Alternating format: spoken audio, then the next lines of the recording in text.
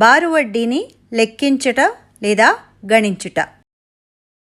పిల్లలు, ఈరోజు మనం బారు వడ్డీని ఎలా గణించాలో నేర్చుకుందాం. మనం గత పాఠ్యాంశంలో 1 సంవత్సర కాలానికి 10,000 రూపాయలు రుణం కోసం చూస్తున్న సుఖరాంకు సంబంధించిన చెల్లింపుల గురించి తెలుసుకున్నాం. అతను ఒక బ్యాంకుకు వెళ్ళాడు మరియు 1 సంవత్సర కాలానికి 10,000 రూపాయల చిన్న రుణం గురించి అడిగాడు. దానికి మేనేజర్ 1 సంవత్సరం తర్వాత నువ్వు 11,000 రూపాయలు చెల్లించాల్సి ఉంటుంది అని చెప్పాడు. కాబట్టి ఇక్కడ అతను అప్పు తీసుకుంటున్న 10,000 రూపాయలు అసలు అవుతుంది. అతను తిరిగి చెల్లించాల్సిన సొమ్ము 11,000ని మొత్తం అంటారు. అతను 11,000 మైనస్ 10,000 =1,000 రూపాయలు. అంటే 1,000 రూపాయలు అదనంగా చెల్లించాడు. దీనిని వడ్డీ అంటారు. కాబట్టి వడ్డీ మొత్తము మైనస్ అసలు. అంటే 11,000 మైనస్ 10,000 ఇక్కడ ఎంత అవుతుంది? 1,000 రూపాయలు. లేదా ఇలా కూడా చెప్పుకోవచ్చు, మొత్తం అసలు ప్లస్ వడ్డీ. ఇక్కడ అసలు ఎంత? 10,000 రూపాయలు, వడ్డీ 1,000 రూపాయలు, మొత్తం ఎంత అయింది? 11,000 రూపాయలు. అతను తిరిగి అసలుతో పాటు వడ్డీని కలిపి చెల్లించాల్సి ఉంటుంది. అందుకనే మనం అసలుకి వడ్డీ కలిపామన్నమాట ఇక్కడ. అలానే సుఖరాం 10,000 రూపాయలు 1 సంవత్సరానికి డిపాజిట్ చేశాడనుకుందాం.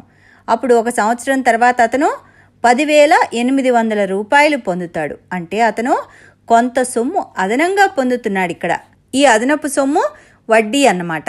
కాబట్టి డిపాజిట్ చేసిన 10,000 రూపాయలు అసలు అయితే అతను తిరిగి పొందిన సొమ్ము 10,800 రూపాయలు మొత్తం అవుతుంది. అతను పొందిన వడ్డీ ఎంత? 10,800 మైనస్ 10,000 =800 రూపాయలు. ఇది వడ్డీ. కాబట్టి వడ్డీ మొత్తం మైనస్ అసలు. 10,800 మైనస్ 10,000 రూపాయలు =800 రూపాయలు.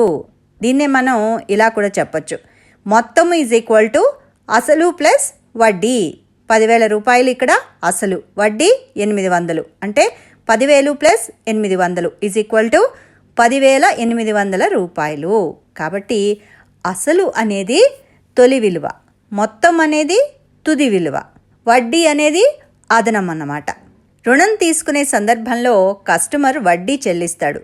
డిపాజిట్ చేసే సందర్భంలో కస్టమర్ వడ్డీ తీసుకుంటాడు, అంటే వడ్డీ పొందుతాడు. ఇప్పుడు బారు వడ్డీ కనుక్కోవడానికి సూత్రం చూద్దాం. బారు వడ్డీ అసలు ఇంటూ వడ్డీ రేటు ఇంటూ కాలము బై 100. సుఖరాం బ్యాంక్ నుంచి 1 సంవత్సరానికి 10,000 రూపాయలు రుణం తీసుకున్నాడు అనుకుందాం. అసలు ఎంత? 10,000 రూపాయలు, వడ్డీ రేటు 10%. అంటే ప్రతి 100 రూపాయలకి సంవత్సరానికి 10 రూపాయలు అన్నమాట. సుఖరాం ఎంత కాలానికి రుణం తీసుకుంటున్నాడు? 1 సంవత్సరానికి.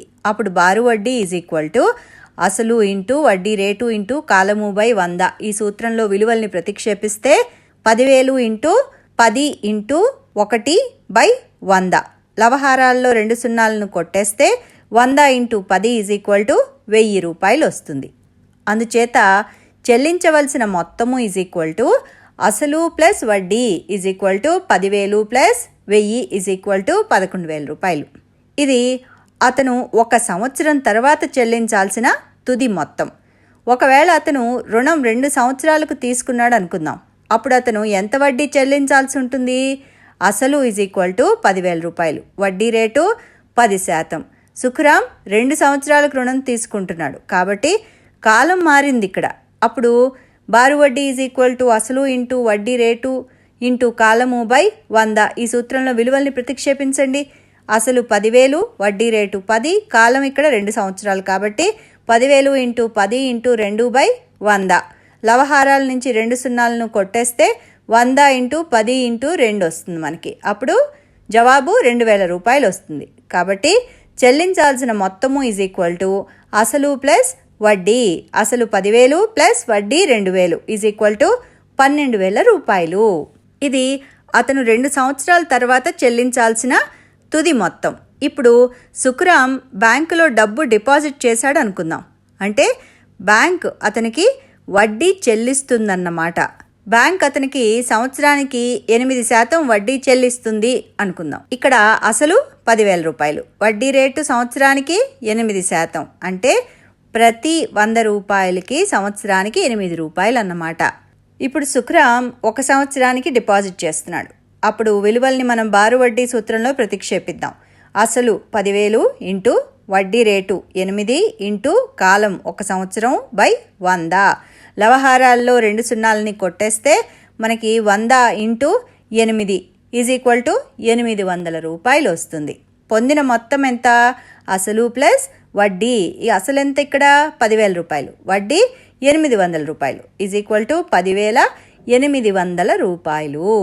1 సంవత్సరం తర్వాత అతను 10,800 రూపాయలు తిరిగి పొందుతాడన్నమాట. ఒకవేళ అతను 2 సంవత్సరాలకి డిపాజిట్ చేశాడు అనుకుందాం. అంటే ఇక్కడ కాలం మారింది. అసలు 10,000, వడ్డీ రేటు సంవత్సరానికి 8%, కాలం 2 సంవత్సరాలు. ఇప్పుడు ఈ విలువల్ని సూత్రంలో ప్రతిక్షేపించి చూద్దాం. అసలు 10,000, వడ్డీ రేటు 8, కాలం 2 సంవత్సరాలు. అంటే ఇప్పుడు 10,000 ఇంటూ 8 ఇంటూ 2 బై 100. లవహారాల్లో 2 సున్నాలను కొట్టేస్తే 100 into 8 into 2 is equal to ఎంత? 100 into 8 800 into 2 is equal to 1,600 రూపాయలు. పొందిన మొత్తం ఎంత ఇప్పుడు? అసలు ప్లస్ వడ్డీ. అసలు 10,000 రూపాయలు, వడ్డీ 1,600 రూపాయలు ఈజ్ ఈక్వల్ టు 11,600 రూపాయలు. కాబట్టి అతను ఎక్కువ కాలానికి డిపాజిట్ చేస్తే ఎక్కువ వడ్డీని పొందుతాడు. అందువలన మనం ఇక్కడ మొత్తంగా గమనిస్తే మీరు సొమ్ము డిపాజిట్ చేస్తున్నప్పుడు వడ్డీని పొందుతారు కాబట్టి అది గొప్పది, ఇది లాభం. కానీ రుణం తీసుకునేటప్పుడు వడ్డీ అదనంగా చెల్లించే సొమ్ము కాబట్టి అది ఖరీదైందన్నమాట. అంటే మీరు సొమ్ము డిపాజిట్ చేస్తున్నప్పుడు వడ్డీని పొందుతారు కాబట్టి అది ఎక్కువగా ఉన్నా గొప్పగా ఉంటుంది, లాభం కాబట్టి. కానీ రుణం తీసుకునేటప్పుడు, అప్పు తీసుకునేటప్పుడు వడ్డీని అదనంగా చెల్లిస్తాం, అందుకని అది తక్కువగా ఉండాలి. కాబట్టి అది మనం రుణం తీసుకున్నప్పుడు వడ్డీ చెల్లించినప్పుడు అది ఖరీదైందిగా మనకు అనిపిస్తుంది కాబట్టి అది తక్కువగా ఉండేట్టు చూసుకోవాలి.